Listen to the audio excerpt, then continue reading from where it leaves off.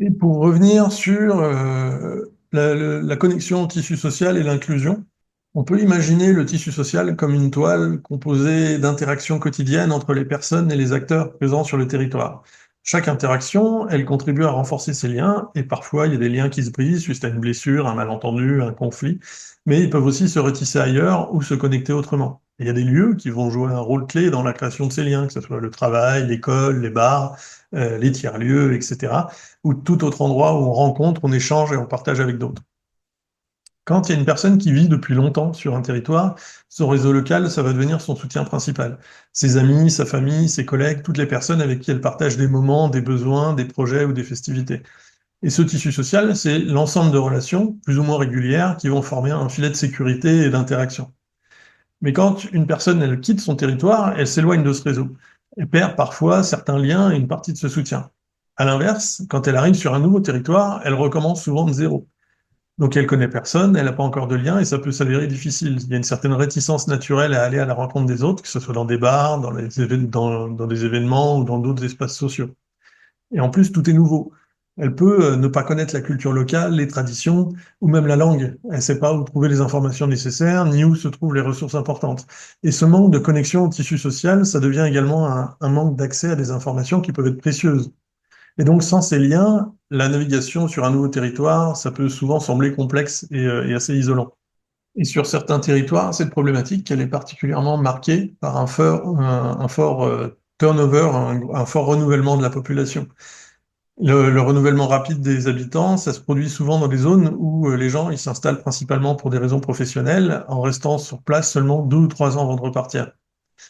Dans ces territoires, qui sont, voilà, on appelle souvent ça des villes dortoirs ou des villages dortoirs, les habitants, ils viennent simplement travailler, dormir, manger, puis ils partent en week-end ailleurs, ou ils retournent sur leur territoire d'origine. Et ça limite fortement les interactions sociales avec les résidents locaux et ça freine la création de liens. L'une des conséquences de ce phénomène, bah, c'est la perte progressive de la culture locale. Quand le nombre de personnes qui connaissent les traditions, les codes et les habitudes du territoire diminue, cette richesse culturelle, elle a moins de chances de perdurer. Elle peut même conduire à une sorte d'amnésie collective. Il y a un exemple assez parlant qui vient d'un porte-à-porte qu'on a réalisé dans un village où il y a une personne qui habitait là depuis longtemps, qui expliquait, bah, j'aime beaucoup ici, c'est mon village, j'ai grandi, mes parents aussi, quand on était petits, les voisins nous gardaient, on faisait des apéros régulièrement, des fêtes, on passait le week-end ensemble, on allait ramasser les champignons, enfin, il y avait vraiment une vie de village riche et active. Et en parallèle, il y avait une personne qui était récemment installée, quand on a frappé à la porte, venait d'une grande ville, et puis elle nous dit, ah, bah, j'adore la vie de village, c'est génial. Des fois, quand je sors, les gens, ils me disent bonjour. Donc, ça illustre bien le décalage entre les deux visions. D'un côté, on a une culture locale forte, qui est tissée d'interactions profondes et régulières, et de l'autre côté, on a une satisfaction qui est basée sur une interaction minimale, sans conscience de ce que cette vie de village, elle pourrait vraiment être.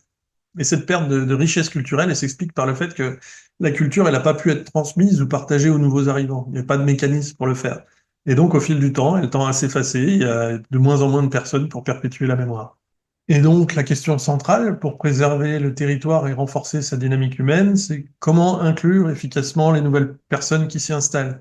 Certaines collectivités et communes prennent l'initiative d'organiser des accueils formels en invitant les nouveaux arrivants à la mairie pour leur expliquer le fonctionnement local et les ressources disponibles. Il y en a d'autres qui vont s'appuyer sur des associations qui s'appellent souvent Bien Vivre à, voilà, avec le nom du village, qui vont organiser des événements, qui vont favoriser les rencontres et l'intégration des nouveaux habitants.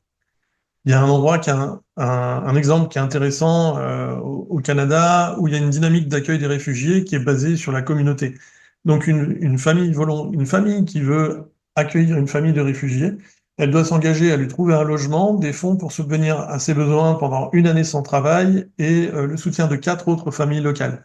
Et donc avec cette approche, on garantit que la famille de réfugiés, elle va pouvoir être intégrée dans un réseau social. Avec ces relations, elle va participer à des repas, des événements, découvrir la culture locale, apprendre la langue et progressivement s'ancrer dans la communauté. Et ce mécanisme s'appelle quelque chose comme The Big Five. Et ces mécanismes d'accueil, ça favorise non seulement l'intégration des nouveaux arrivants, mais aussi leur compréhension du territoire, des traditions, des dynamiques locales. Ça contribue à ce que chacun se sente accueilli, bienvenu et rapidement membre du groupe. Et ça a un impact direct sur leur envie de participer et de contribuer activement à la vie du territoire. Par contre, si ces mécanismes manquent, les personnes restent déconnectées, avec des interactions limitées aux échanges numériques ou à des simples croisements de temps en temps. Et dans ces cas, ils risquent de ne pas être informés des besoins locaux, ni des possibilités d'apporter leurs ressources ou leurs compétences. Et un tissu social fort, c'est donc crucial parce que ça agit aussi comme un vecteur d'information indispensable. Plus l'information elle circule efficacement entre les habitants, plus le territoire dans son ensemble peut s'adapter aux évolutions et aux besoins émergents. Et renforcer le tissu social, c'est donc renforcer la résilience et la vitalité du territoire.